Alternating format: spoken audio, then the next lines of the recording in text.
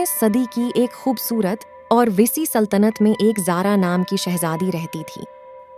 वो न सिर्फ अपनी बेपुनाह खूबसूरती की वजह से मशहूर थी, बल्कि अपनी जिद और शरारतों की वजह से भी सारे महल में चर्चे थे।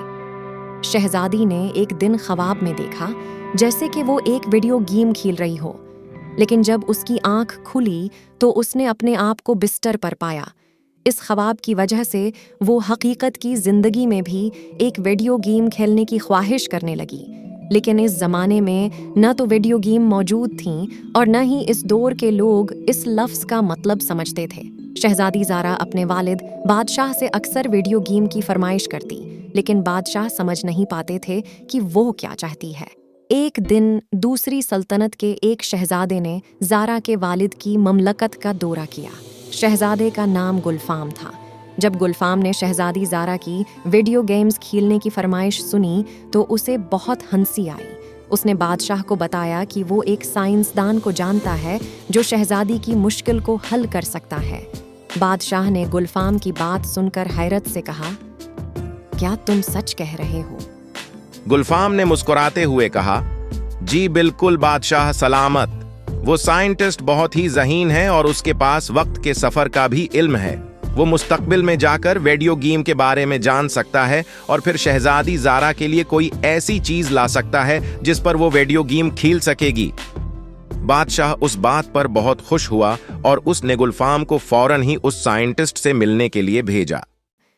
साइंसदान ने शहजादी ज़ारा की ख्वाहिश को सुना तो वो भी हैरान रह गया। उसने कहा, मैंने अपनी जिंदगी में ऐसा कभी नहीं सुना कि कोई वीडियो गेम खेलना चाहता हो, लेकिन चलो मैं तुम्हारी मदद करने की कोशिश करूंगा। साइंसदान ने टाइम ट्रैवल का इल्म इस्तेमाल किया और 21वें सदी में आ गया। वो यहाँ आकर मुख्तलिफ लोगों से मिला और इनसे वीडियो गेम के बारे में पूछा। साइंसदान एक मोबाइल फ़ोन मार्केट में गया और वहाँ पर मौजूद मुख्तलिफ किस्म के मोबाइल फ़ोन देखकर हैरान हो गया। उसने वहाँ कुछ सोने के सिक्के दिए और एक अच्छा सा मोबाइल फ़ोन खरीदा। साइंसदान मोबाइल फ़ोन लेकर अपने वक्त में वापस चला गया। उसने बादशाह को मोबाइल फ़ोन दिया और उसे इस्तेमाल करने का तरीक़ा बताया। बादशाह ने मोबाइल फ़ोन शहजादी ज़ारा को दिया और उसे बताया ये एक जादुई डिबिया है जो उसकी ख्वाहिश को पूरा करेगी। शहजादी ज़ारा इस मोबाइल फ़ोन को देखकर हैरान रह गई। इसने इसे अपने हाथों में लिया और इसे ऑन किया। इसके सामने एक जादुई दुनिया खुल गई जिसमें वो मुख्तलिफ किस्म के वीडियो गेम्स खेल सकती थी। ज़ारा दिन रात मोबाइल फ़ोन पर वीडियो गेम खेलने में मसरूफ़ रहने लगी। वो इतना खेलने लगी कि इसकी आंखों में दर्द होने लगा और उसकी नज़र कमज़ोर होने लगी। बादशाह ने साइंसदान को दोबारा बुलाया और इससे ज़ारा की कमज़ोर आंखों के बारे में पूछा।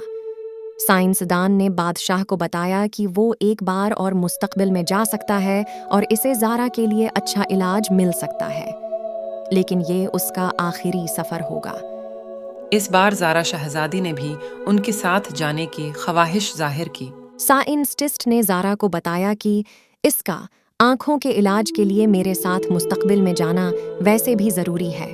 उन्होंने एक बार फिर वक्त की मशीन का इस्तेमाल किया और 21वें सदी में पहुंच गए। वो न्यूयॉर्क शहर में ज़ाहिर हुए। वो दोनों इस शहर की जादुई खूबसूरती और तरक्की को देखकर हैरान रह गए। वो शहजादी ज़ारा को एक आँखों के अस्पताल में ले गया जहां उसका मुआयना किया गया और उसे ऐनक और दवाएं दी गईं। वो जब शहजादी को लेकर वापस जाने के लिए तैयार हुआ तो शहजादी ने कहा कि वो अब वापस नहीं जाना चाहती और इस जादुई दुनिया में रहना चाहती है। साइंसदान इस बात से परेशान हो गया क्योंकि अगर वो तन्हा वापस गया तो बादशाह उस पर गुस्सा हो जाएगा और इसे सज़ा देगा। शहजादी शुरू में तो बहुत खुश थी। वो बुलंदो बाला अमारात देख रही थी, रंग बरंगी गाड़ियां देख रही थी और पागलों की तरह हंसती हुई सड़क पर दौड़ रही थी। शहजादी की अजीब हरकतों की वजह से ट्रैफिक जाम हो गया। पुलिस शहजादी को गिरफ्तार करके ले गई।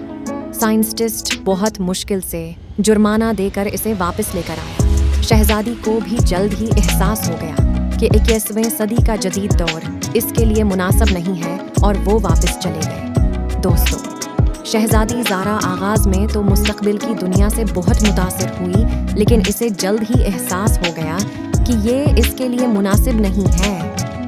दोस्तों, हमें अपने दौर की ज़िंदगी को कबूल करना चाहिए और इसमें खुश रहने की कोशिश करनी चाहिए।